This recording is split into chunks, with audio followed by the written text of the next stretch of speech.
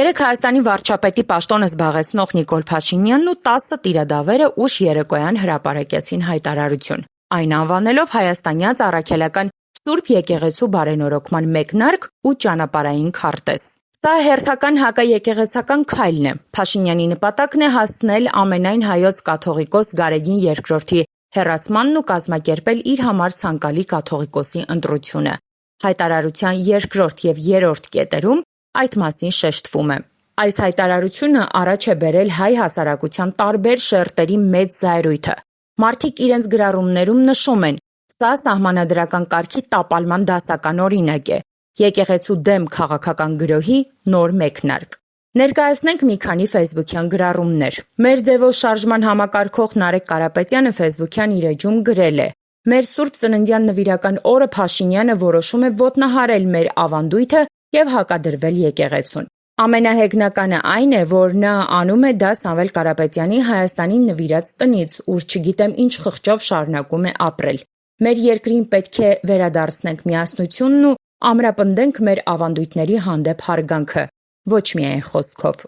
Փաստաբան Երվանդ Վարդյանը գրում է. «Այս ողջ շոուի ու ստորագրած թղթի միակ հետաքրքիր մասն այն է, որ անհոդաբաշխ մտքերի ոչինչ չասող այս շարադրանքը ինքը ստորագրել է ի պաշտոնե, որպես վարչապետ։ Գուցե փառասիրությունը թույլ չի տվել հիշել, որ այս արշավում ներկայանում էր իբրև եկեղեցու շարքային հետևորդ։ Գուցե տեքստը կազմող աշխատողն է վախեցել պաշտոնը չնշել։ Բայց սույնով գրավոր պաշտոնապես հաստատվեց, որ եկեղեցու դեմ գրոհը քաղաքական գործընթաց է և որ պետությունը ուղիղ է միջամտում եկեղեցու գործերին»։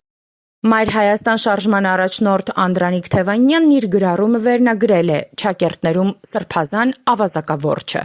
Գրում է. «Տեսարանը շատ նողկալի էր, մասնակիցները հուդայաբարո, ստորագրության արարողությունը մեռելածին։ Միջավայրը հանցավոր, ոճը քստմնելի, նպատակը թրքահաճո։ Չակերտներում բարենորոգման տեքստում մի փոքր համեստություն էին արել կամ էլ թաքցրել էին այդ հատվածը։ Կարող էին միանգամից Նիկոլին կաթողիկոս հռչակել։ Չէ՞ որ Չակերտներում սրբազան տասնյակի համար կաթողիկոսը և արժեհամակարգային և այլ առումներով հենց Նիկոլն է, թեև վերջինս կաթողիկոսին չէր համաձայնի, ինքն իրեն բացառապես Հիսուսի հետ է համեմատում»։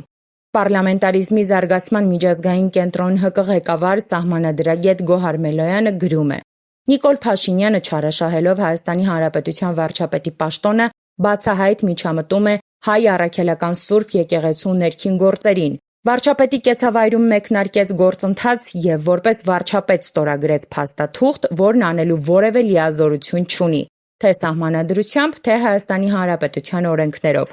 Ավելի բացահայտ հակասահմանադրական և հակաիրավական գործողություն Հայաստանի Հանրապետության վարչապետի կողմից դժվար է պատկերացնել։ Սա հայերին խմբերի բաժանելու և միմյանց դեմ հանելու հերթական անթույլատրելի գործընթացն է։ Ավելի քան երբևիցե հավատավոր հայերս պետք է համախմբվենք մեր եկեղեցու շուրջ»։ Սահմանադրագետը նշում է այն օրենքները, որոնք կոպտորեն խախտում է Նիկոլ Փաշինյանը, Սահմանադրության 6-րդ հոդված, չարչրկված օրինականության սկզբունքը, պետական և տեղական ինքնակառավարման մարմիններն ու պաշտոնատար անձիկ, օրինակ վարչապետը, իրավասու են կատարելու միայն այնպիսի գործողություններ, որոնց համար լիազորված են սահմանադրությամբ կամ օրենքներով։